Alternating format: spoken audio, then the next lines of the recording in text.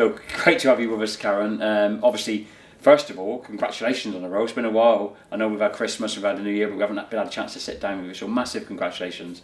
It's a hell of an achievement. It's a huge role. You must be really, really proud to be the union's Deputy General Secretary elect. Yeah, I am proud, and it's also a privilege. It's always been a privilege to represent the members. Every role that I've ever stood for and been elected to in the union, I've always been absolutely committed to serving the members that have put their faith in me in electing me to those roles. It was a huge honour to become the president of the union. That is the absolute pinnacle of the lay representatives in this union, and that was a huge honour that I've carried out that role, president and vice president, over the last 4 or 5 years, and now to be elected as the deputy general secretary, which is more of a union official position as opposed to a lay position, is an absolutely fantastic honour, and yeah, I'm looking forward to the job. One of the you've just detailed there. Obviously, you've been the president of the CWU. You've been a senior figure in the union for so long. You've been on the television. You've been at conference. You've been out meeting the members. You've been in the middle of disputes, picket lines, etc. So, like, thousands of people watching will know exactly who you are, but maybe some don't. So, for those of you people members who are watching who don't know, take them through, like, you starting in BT, positions you've held in the union. So I started in BT, and for a long time I was the kind of unofficial person who handed out the union stuff, but I didn't have a formal role in the union for a long time.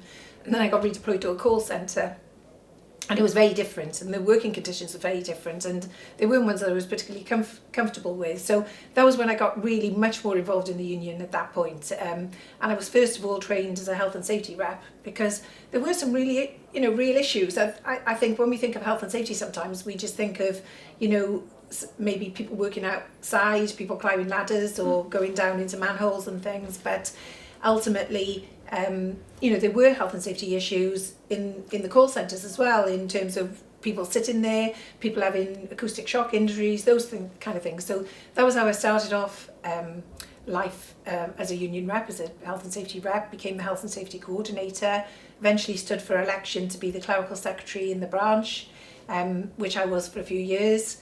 And then I became the branch chair.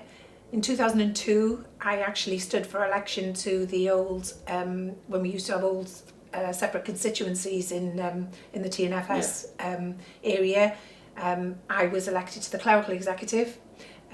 In 2004, I was first elected to the NEC, the National Executive Council of the CWU. And then I think 2010, I was elected to be the vice chair of the clerical constituency, and then on to being the vice chair of the TNFS constituency, and then eventually the chair, and therefore the president of the union. So it's been at a national position. I suppose I've been doing that for 22 years now, so it's a lot of experience really at national level. And I made the decision then when Andy was going to retire that I was going to stand for position to the Deputy General Secretary, and looking forward to it. It's quite some story, and it's quite some challenge as well, isn't it? I mean, you mentioned Andy there, and obviously he is still very much our Deputy General Secretary, and we'll be speaking to Andy in the next couple of weeks on the show as well as our studio guest. Obviously, big shoes to fill in terms of Andy's presence in the union and the whole movement, but moreover, like the aftermath of our first major dispute with BT, for example, in 4 decades. The sort of increase in threat or presence of AI and things like that in the industry. All of the multiple telecom companies we're trying to recruit in, and we are successfully recruiting in. So big challenge for you as well. Some initial feelings from you about plans. Are you eager to get into it? They are. Look, they are challenges, right? And I dare say we'll face challenges along the way. And I don't underestimate that at all. But I also think there's lots of opportunities. There's lots of opportunities that we need to be exploiting now.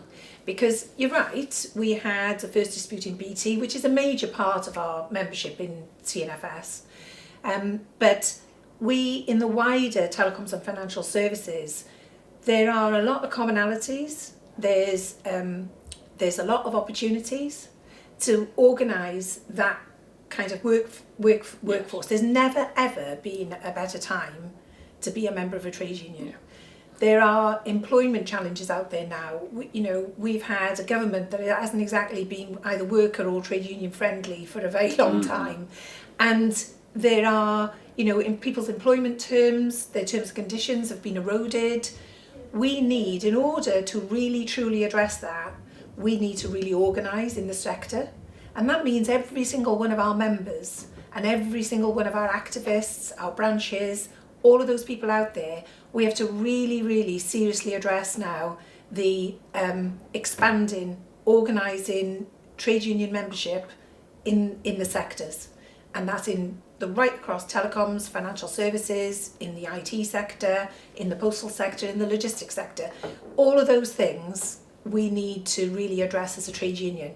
But for us, I suppose, and for me as the Deputy General Secretary in Telecoms and Financial Services, what it is really expanding into the areas that are competitors to the areas where we've currently got, significant levels of membership, because the only way that we're going to protect our terms and conditions in the areas where we are already organised is by expanding that trade union recognition into the wider sector. And that is something that we really need to concentrate on, because it's never been more important because of the government that we've had against us and the legislation that we've got against us, but also I think for everybody working in that sector, and people change around now, jobs for life are not the same anymore.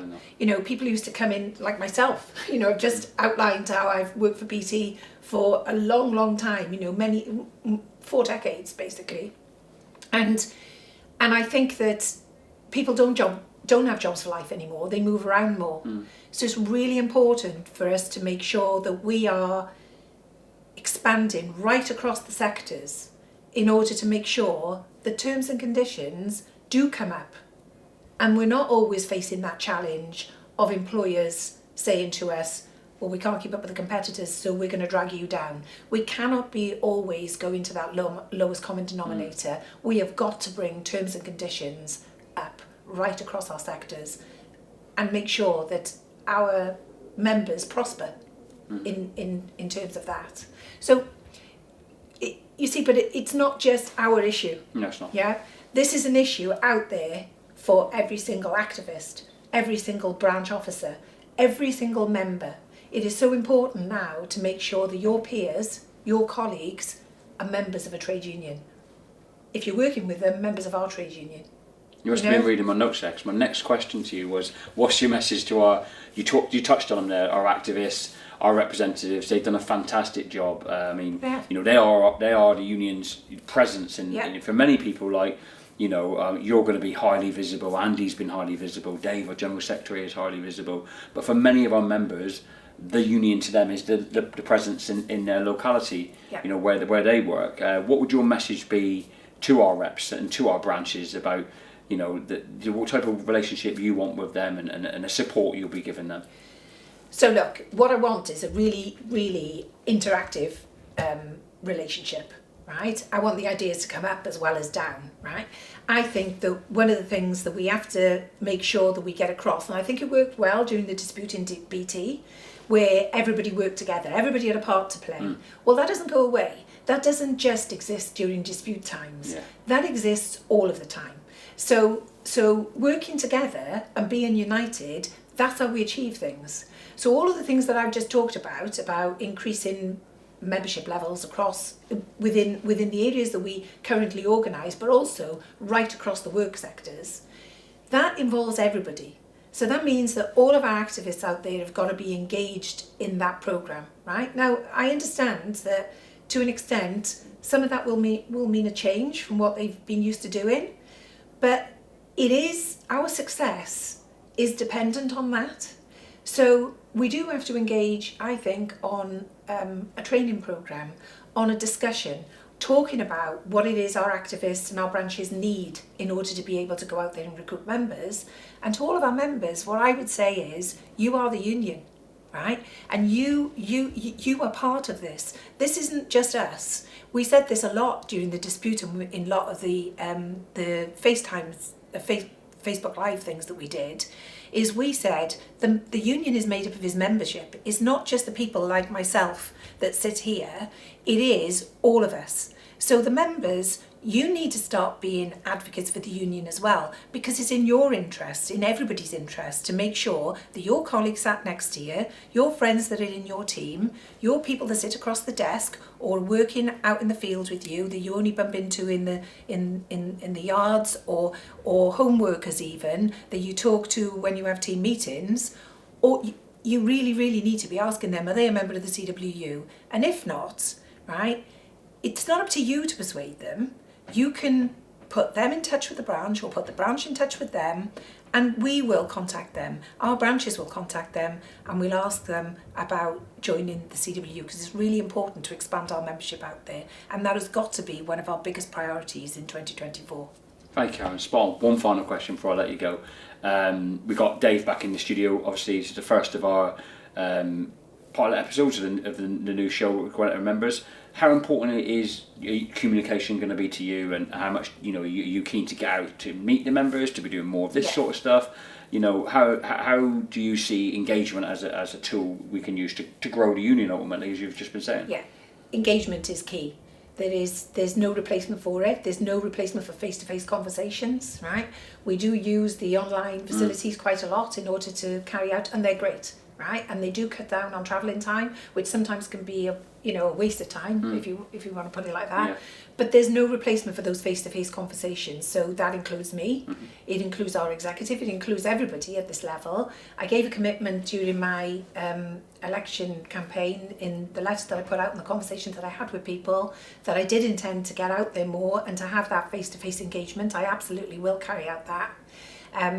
But also, what's really important is it's not just about me, it is about the branches and the activists getting back face to face with our members as well, because what we do know is when we do go out there and talk to the membership, they really relish the idea of seeing somebody in their workplace, even if it's only setting a stall up in the foyer and somebody they can have a chat with, but also being able to see people in their workplaces, around and about, and and maybe even into team meetings for people who don't have a set workplace. We've got a lot of membership that are mobile, that they work round and about, and they only come together at certain occasions for team meetings and things like that. It's really important to find a way of face-to-face engagement with them as well, because I think that that's the key, again, to us being successful, but also in making sure that we're getting the messages from the grassroots and we know what's going on there. That involves conversations with the grassroots, and it involves